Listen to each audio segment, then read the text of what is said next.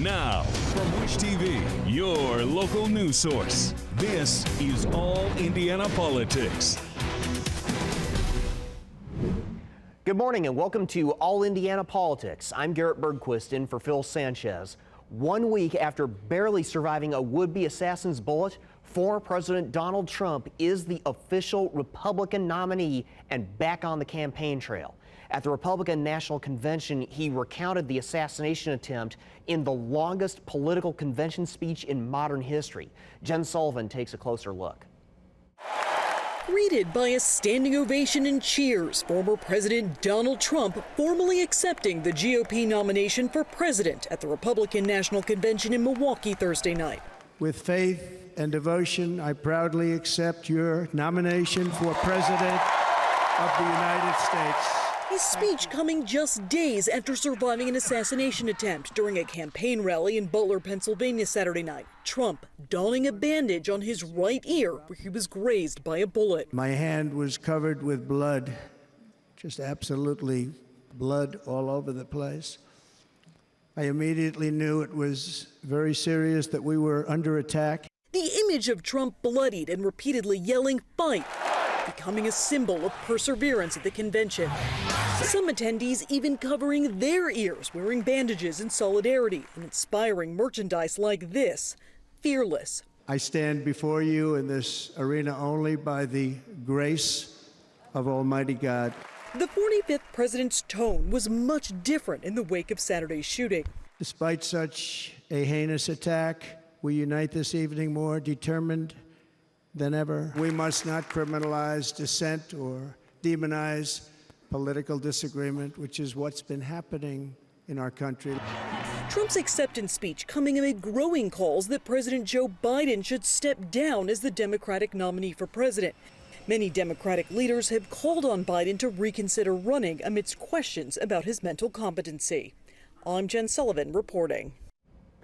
The attempt on Trump's life immediately turned the spotlight onto America's heated political rhetoric. I spoke with political science professor Stephen Webster. He studies political polarization at IU. We talked about why political rhetoric remains so angry and what we can do to bring the temperature down. Let's bring in IU political science professor Stephen Webster. Professor, thank you for joining us. Thanks for having me. So as someone who studies political polarization, what are some things that stand out to you both about the attempt on former President Donald Trump's life and on the way that Americans are responding to it? Yeah, I think what we saw last weekend was an extreme outcome of some of the trends that have been developing in American society. The reality is that Republicans and Democrats are quite divided. We have very few things in common with one another, and we increasingly think of ourselves primarily in terms of our partisan identity rather than our identity as an American or as a citizen. And so politics has become quite central to how we think of ourselves. And so it can lead to this worldview of it's us against them. And when you have these sorts of divisions in society, you have the possibility for something horrible happening like we saw at former President Trump's rally. What can individual voters do to push back against this trend? And more importantly, what do politicians and political candidates need to do to push back against it? So those are great questions. I think in terms of what voters can do, I think the first step is simply talking to someone whose political viewpoints are different than your own. By and large, Americans tend to misperceive members of the other party. They tend to think that members of the other party believe things that they don't actually believe. And so I think getting a better understanding of one another is the first step and an important step towards reducing these tensions. I think a lot of the blame lies with our elected officials here. Increasingly, elected officials appeal to voters' anger, and they do this because this is a useful campaign strategy for them. Quite simply, an angry voter is a loyal voter.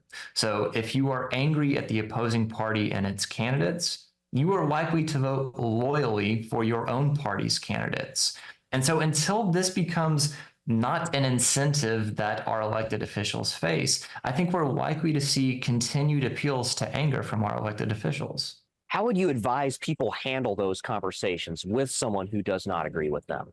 Yeah, I think anytime you have a discussion with somebody whose politics are different than your own, it's going to be difficult. I think the sort of initial instinct is to defend your own point of view, or perhaps poke holes in the other person's point of view. But I think approaching these discussions with empathy and with a sort of willingness to understand, or at least listen, is the first step. You may not have to agree with what somebody else thinks, but at least listening to them and having that conversation, I think, is a really important thing to do. I want to return to a point you made earlier. An angry voter is a loyal voter, Yeah. particularly in a country where we have regular election cycles. How do you recommend politicians urge people to get out to vote without resorting to that kind of dialogue? It would be nice if politicians could mobilize voters around an optimistic, forward-looking vision, what their plans are going to do for the country. But what we know is that the psychology of emotion suggests that negative emotions, so things like anger and anxiety, tend to motivate more than positive ones like enthusiasm or hope. And so given that sort of psychological basis of these emotions, I think it's really hard to encourage politicians to sort of appeal to our better angels. Is this a new normal in American society? I think the anger that we're seeing now is in some ways new. So perhaps we could call this a new normal. But I think we also need to recognize that anger has a long tradition in American politics. We've fought a civil war over our differences. We've had early politicians shoot one another. We've had fistfights on the floor of Congress. And so anger is not particularly new in American politics. But what I think is new is our ability and the frequency with which we can become angry. Coming up, Indiana's best political team breaks down an extraordinarily consequential week in politics. Welcome back to All Indiana Politics as we welcome in two members of Indiana's best political team, Republican Mario Massilamany and Democrat Kip Tu. Gentlemen, we've got a lot to get to. Let's begin with the Republican National Convention. Mario, Trump spoke at length about the attempt on his life before getting into his campaign speech. How much of a boost does he get out of the events of this past week? I think Trump is a great showman. He's able to display that in this convention. Every person that he picked had a specific point to make, put on a great show for the American people and also for the Republican Party. My kids were watching it last night with me. We saw Hulk Hogan tear his shirt, go and fire up the crowd. Even Donald Trump during his speech did a phenomenal job. I think this energizes people. I think this does a great job in getting the Republican Party united and focused on November 5th in making sure that we win the election. Mario, how does the selection of Ohio Senator JD Vance affect the ticket, particularly in attracting younger voters? I think it's huge. I think that he made a great pick. It's not somebody I really thought he was going to pick initially, but picking somebody that's 39 years old, a huge contrast between Joe Biden and Donald Trump, somebody that came out of extreme poverty, who has become a self-made man, was raised by his grandmother, went through, watched his mother fight addiction, went into the military service, graduated from Ohio State in 2.5 years, then went on to Yale, did a phenomenal job there, and has been successful. I think will articulate, especially to that blue wall of states like Michigan, Pennsylvania, Wisconsin. I think that he's going to be able to articulate a plan and a message to young people and also to people that are fighting to survive in this Biden economy. And I think that he's going to be able to articulate a plan and a message that's going to get those people to vote for Donald Trump and to JD Vance. Let's turn to Kip. All the attention this week has been on Trump and his campaign. How do Democrats counter the bump that invariably comes from conventions, especially after the attempt on Trump's life? Oh, look, the attempt on Trump's life was a horrible moment in American history. Thankfully, he came through it. I think all Americans are united in that. Are mostly united in that view. I will tell you, I strongly disagree, as you might expect, with Mario's characterization of the Republican National convention that just concluded on Thursday. Well, actually Friday morning, because Donald Trump had the longest, most bizarre, worst speech of anybody accepting the nomination in American history. I don't know where he was going. It was disjointed. It sounded like your uncle who stayed at the barbecue too long. It was not a good speech. Democrats need to talk about what we're going to do with the future. There was no talk about what was going to happen in the future at the Republican convention. Voters want to know what you're going to do for them, what you're going to do to them. Democrats have to prosecute that case. JD Vance being added to the ticket, I think, hurts Trump's message, where he's trying to gloss over what he's done, what he did with abortion. The American people, by large margins, support the right to choose. And I think that the Republicans are on the wrong side of that issue in a big way. JD Vance thinks 10-year-olds should have to carry their child to term. And he believes that women ought to stay in violent marriages. He is way too extreme for the American people. What does the selection of Vance say both about Trump's plans and the post-Trump future of the party? This is for both of you. Kip, we'll start with you. What is Trump's pick? Is that what you said? No, my question is, what does the selection of Vance say about Trump's plans and the post-Trump trajectory of the Republican Party? This is for both of you. I don't know that we know. I think what he's trying to signal is that he wants MAGA to obviously continue, and JD Vance has done a 180, being a never Trumper, compared Trump to Hitler, did everything all the never Trumpers did, and then when he decided to run for the Senate in Ohio, he completely switched and started sucking up to him. So he's just a big suck up, and it's really hard knowing what he really thinks. Left in this segment, I want to give Mario last word on this one. I think the problem with Kip is that the Democrats are talking not about what they're going to do for the American people, they're talking about Joe Biden and not knowing what's going to happen. I think Donald Trump picked JD Vance because he saw how the Democrat Party is in shambles. Joe Biden did a terrible job in the debate.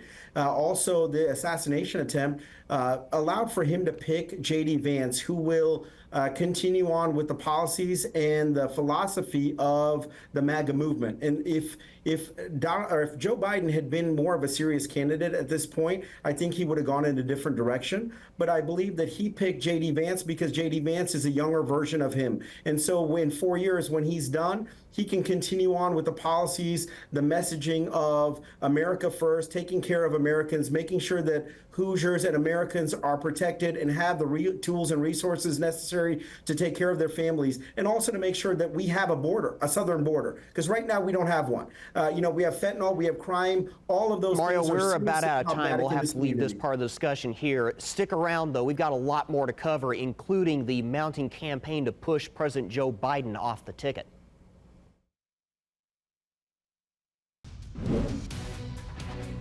Welcome back to All Indiana Politics. Still with us are Democrat Kip Tu and Republican Mario Massilamany. Let's turn to the other side of the ticket, the mounting pressure on President Joe Biden to drop out, including now from some Democratic U.S. senators. Kip, even if Biden himself wants to remain in the race, as he's said repeatedly, what are the chances this ends up pushing him off the ballot? And could we see a move early next week to nominate him ahead of the convention? To answer your first question, obviously it's his decision to make, and he'll be the one that makes it. There is increasing pressure for him to leave the ticket. I think Democrats are actually united in one purpose, and that is keeping the autocrat wannabe Donald Trump and his vice president from ever seeing office again. And so we're united in that, and whatever the best path forward to doing that is hopefully where we'll end up. Don't know where that's going to end up. Don't know if the chorus is going to get loud enough to convince Joe Biden to step aside, but it's certainly there. The chorus is there. There have been polling that shows a majority of Democrats want him to leave the ticket because Democrats want the best chance for us to beat Trump. Now, Kip, the talk so far appears to favor Vice President Kamala Harris for president and someone new as vice president. Even if Harris is the candidate, could a last-minute switch like that actually hurt Democrats going into November? don't know what could happen, but I think what most Americans want is neither of these candidates. They've said it repeatedly in polls all over. They like new choices, and so I think that Kamala Harris with another person on the ticket will beat Donald Trump. Mario, which scenario is more beneficial to Trump? Biden staying in or Biden dropping out? I think Biden staying in is extremely beneficial to Republicans. If you look at the polling, the Democrats are bleeding. They're having calls, senators, congressmen, and women are calling on Joe Biden to drop out of the race because truly blue states are now becoming purple. So this could be an extreme bloodbath, not at the top of the ticket, but down ballot also. Looking at Indiana, I'm talking to some Republicans in Indiana. We think that we can win some more of those state house seats. We already have a supermajority, but there are some seats that now are coming into play because of how bad Biden is doing. And that is coming all across the country. In Michigan, in Pennsylvania, there are calls for Biden to step down because those states are moving from being purple swing states to turning blue or turning red if Joe Biden is on top of the ticket. And so I think that this is a serious problem for Democrats. They're not talking about any issues. They're talking and they're kind of backstabbing Joe Biden. And so while this is going on, the Republicans need to stay out of this and allow for Democrats to basically stab each other and hurt each other. Additionally, I think that if Kamala Harris does end up replacing Joe Biden, how is that democratic?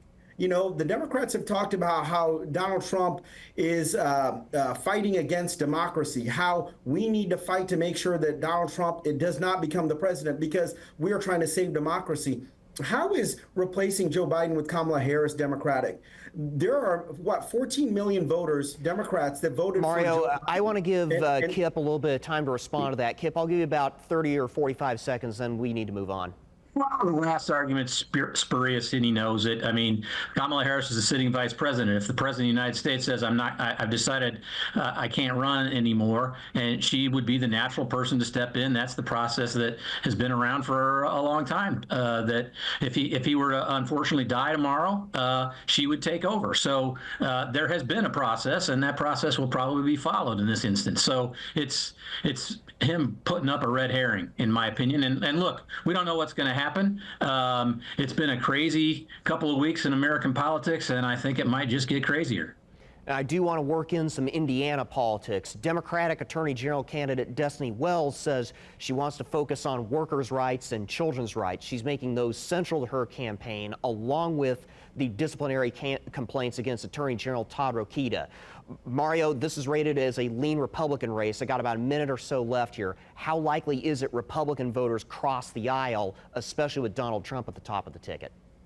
Destiny Wells has zero chance of winning. Okay, mark my words. Destiny Wells has no chance. She's not going to be able to raise money. She's not going to be able to move the needle against Todd Rokita.